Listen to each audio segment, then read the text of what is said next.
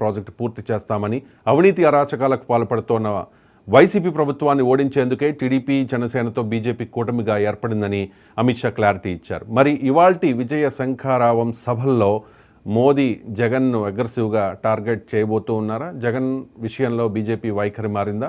కూటమికే విజయావకాశాలు ఉన్నాయని, జగన్ పని అయిపోయిందని భారతీయ జనతా పార్టీ భావిస్తోందా? ఇదే అంశం మీద ఇవాల్టి డ్రైవ్లో డిస్కస్ చేద్దాం. చర్చలో పాల్గొంటూ ఉన్నారు కృష్ణరాజు గారు, senior journalist and political analyst. Krishnaraju గారు నమస్కారం.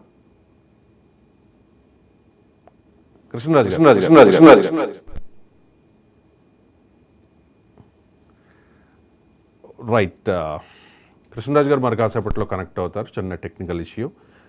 కిరణ్ ఉన్నారు అనకాపల్లి నుంచి.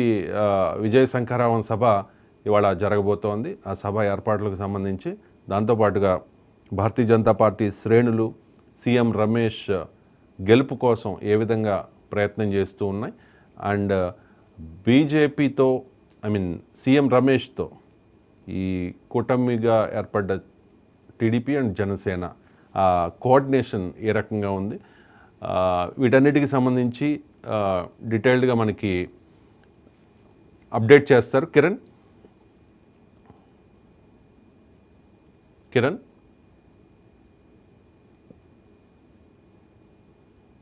Good morning Ravishankar. ఏదైతే ఈరోజు ఎన్డీఏ కూటమి ఖచ్చితంగా రాష్ట్రంలో అధికారంలోకి రావాలని చెప్పి, ముఖ్యంగా బీజేపీ ఇప్పుడు జరుగుతున్నటువంటి దేశవ్యాప్తంగా జరుగుతున్న ఎన్నికల్లో దాదాపు 400 పార్లమెంటు స్థానాలను కైవసం చేసుకోవడానికి ఒక రకమైనటువంటి టార్గెట్ తోటి ముందుకు వెళ్తున్న పరిస్థితి ఈరోజు మనందరికీ తెలిసిందే. ఈ నేపథ్యంలో పెద్ద ఎత్తున అధికార పార్టీని విమర్శిస్తూ ఎన్డీఏ కూటమి తన ప్రచారాన్ని విషయం చేసింది. ఇక మనం చూస్తున్నట్టుగా దీనికి సంబంధించి ఎన్డీఏ నేతలు ఎవరైతే ఉన్నారో, ఇటు తెలుగుదేశం నుంచి ముఖ్యమంత్రిగా ఉన్నటువంటి గతంలో నారా చంద్రబాబు నాయుడు కావచ్చు, మరోవైపు పవన్ కళ్యాణ్, జనసేన అధినేత పవన్ కళ్యాణ్, ఇంకో పక్క సాక్షాత్తు దేశ ప్రధాని అయినటువంటి నరేంద్ర మోడీ ఈరోజు ఉమ్మడి విశాఖ జిల్లా అయినటువంటి ప్రస్తుతం అనకాపల్లి జిల్లా కసింకోట తాళ్లపాలెంలో నిర్వహిస్తున్నటువంటి భారీ బహిరంగ సభకు నరేంద్ర మోడీ హాజరవుతున్నారు. ఈ రోజు రేపు 2 రోజుల పాటు ఆంధ్రప్రదేశ్ లో విస్తృత పర్యటన చేసినటువంటి నరేంద్ర మోడీ రాజమండ్రి సభ అనంతరం, ఏదైతే వేమగిరి ప్రాంతంలో వేమగిరి ప్రాంతంలో సభ అనంతరం కూడా ఈ రోజు సాయంత్రం అనకాపల్లి జిల్లాకు ఆయన పర్యటన ఉంది. సాయంత్రం 5:30 గంటలకు సభా ప్రాంగణానికి చేరుకున్నటువంటి నరేంద్ర మోడీ ఎన్నికలకు ఉద్దేశించి ముఖ్యంగా రాష్ట్రంలో అధికార పార్టీని దుమ్ము దులిపేలాగా ఈరోజు తన ప్రసంగం ఉంటుందని చెప్పి మిగిలినటువంటి ఎన్డీఏ సీనియర్ నేతలు ఎవరైతే ఉన్నారో వీళ్ళందరూ కూడాను ఎక్స్పెక్ట్ చేస్తున్న పరిస్థితి.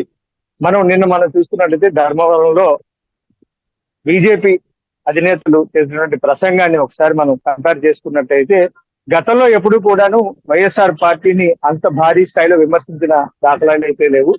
అయితే నిన్న షా చేసినటువంటి వ్యాఖ్యలు ఏవైతే ఉన్నాయో, ఖచ్చితంగా పోలవరం ప్రాజెక్టు ఎప్పుడో వైఎస్ రాజశేఖర రెడ్డి హయాంలో ప్రారంభించినటువంటి పోలవరం ప్రాజెక్టు ఇంతవరకు కూడా పూర్తి కాకపోవడం, దానికి అనేక రకమైనటువంటి కారణాలను అన్ని రకాల పార్టీలు చెప్తున్న పరిస్థితి.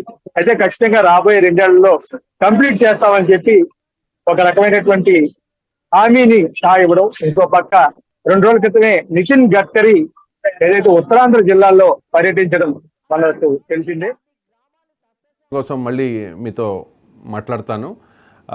కృష్ణరాజు గారు జాయిన్ అయ్యారు, senior journalist and political analyst. Krishnaraju గారు నమస్కారం.